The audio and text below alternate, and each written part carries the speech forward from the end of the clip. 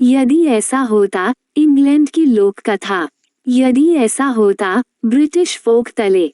किसी जंगल में 3 सखियां, एक हंसिनी, एक मुर्गी और एक बत्तख रहती थीं। तीनों अपने को बहुत अधिक बुद्धिमान समझती थीं। उन्हें अपनी दशा पर तनिक भी संतोष नहीं था।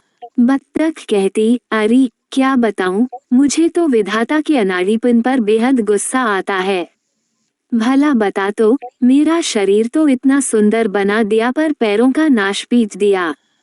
तेजी से दौड़ भी नहीं सकती। चिपटे झिल्लीदार पंजे, ऊन, ये भी कोई पैर में पैर हैं। जान पड़ता है, उनका सांचा ही बिगड़ गया था। लेकिन बगुले जी के पैर, आहा, उनके लंबे लंबे पतले पैर कितने सुंदर लगते हैं। अगर मेरे पैर भी वैसे ही होते तो कितना अच्छा होता। मुर्गी कहती, अरे जी में तो ऐसा आता है कि यदि मुझे विधाता मिल जाए तो खूब आड़े हाथों लूं।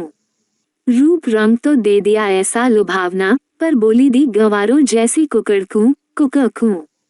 अकेले रूप को क्या चाचूं। सच कहती हूँ, जब कोई गाने के लिए कहता है तो शर्म के मारे धरती में गड़ जाती हूँ। भला इस फटे बांस की सी आवाज से कैसे गाऊं।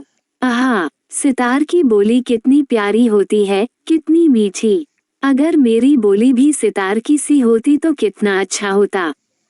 अंत में हंसिनी कहती, बहनों, तुमने तो अपना अपना दुखड़ा रो लिया, अब मेरी भी तो सुनो। मेरे साथ तो विधाता ने बहुत ही जुल्म किया है।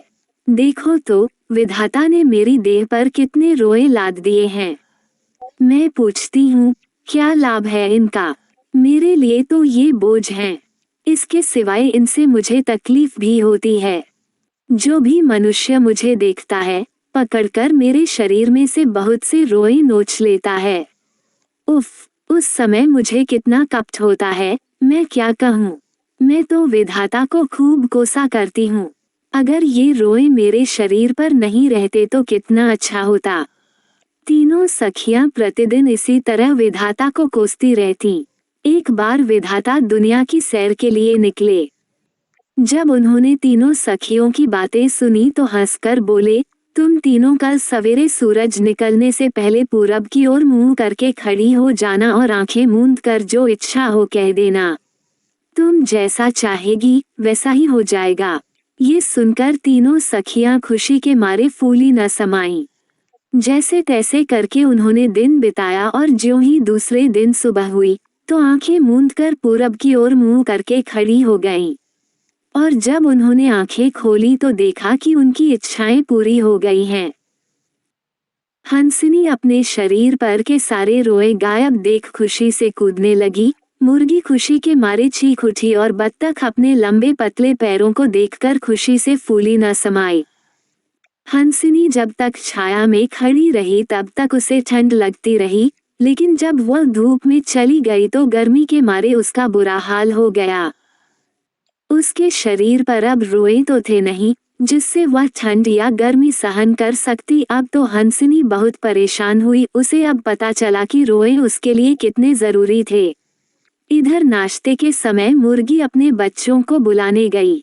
उसके बच्चे कहीं दूर खेल रहे थे। मुर्गी जोर से चिल्लाई, ट्री ट्री टुम टुम टंडनी। बच्चों के लिए यह आवाज एकदम नई और डरावनी थी। वे ये सुनकर मुर्गी के पास आने के बजाय और दूर भाग गए। अब तो मुर्गी बहुत परेशान हुई। वह ज्यों ज्यों उन्हें बुलाती त्यों त्यों वे दूर भागते। अंत में मुर्गी रुआसी सी होकर एक तरफ खड़ी हो गई। इधर जब बत्तख कूदती फुदकती हुई तालाब में नहाने के लिए चली तो पानी में कूदते ही उसे जैसे काट मार गया। यह क्या, वह तो बिल्कुल तैर नहीं सकती। अब क्या होगा। वह समझ गई कि अपने चिपटे झिल्लीदार पंजों के कारण ही वह तेजी से तैर सकती थी। अब तो वे रहे नहीं। शाम को तीनों सखियां फिर एक जगह इकट्ठी हुईं। तीनों बड़ी दुखी और खोई खोई सी मालूम पड़ती थीं। हंसिनी परेशान होते हुए बोली, मेरे शरीर पर से रोए क्या गायब हुए, मेरी तो जान पर बन आई। मैं या तो किसी दिन ठंड से ठिठुर कर मर जाऊंगी या गर्मी में झुलस जाऊंगी। उफ, मेरे रोए अब कैसे वापस मिलेंगे। मुर्गी ने रोकर कहा, सितार की सी आवाज मानकर तो मैं भी पछता रही हूँ। बच्चे मेरी बोली सुनकर दूर भाग जाते हैं, मेरे पास आने में कतराते हैं। हाय, अब मैं अपनी बोली कैसे वापस लाऊं? बत्तख उदास स्वर में बोली, मेरा तो और भी बुरा हाल है। मेरे नए पैर तो तैरने में कतई साथ नहीं देते। इनसे तो मेरे पुराने पैर कहीं अच्छे थे। हाय, मैं उन पैरों को फिर कैसे पाऊं? अगले दिन सुबह फिर तीनों सखियां आंखें मूंद पूरब की ओर मुंह करके खड़ी हो गईं, और भाग्य से दोनों की इच्छाएं फिर से पूरी हो गईं। हंसिनी अपने रोएंदार शरीर को देख खुशी से नाच उठी। मुर्गी कुकड़ू कुकड़ू चिल्लाती अपने बच्चों को ढूंढने चली गई और बत्तख झिल्लीदार पंजे वाले पैर देख खुशी के मारे तालाब में कूद पड़ी।